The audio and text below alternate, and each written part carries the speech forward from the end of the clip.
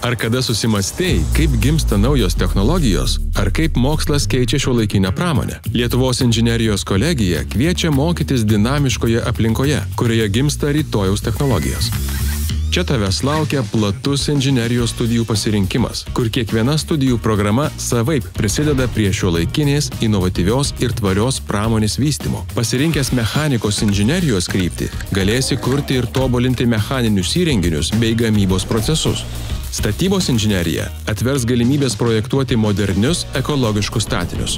Jei domiesi aviacija, aeronautikos inžinerijos studijos leis prisidėti prie šios srities technologinės pažangos.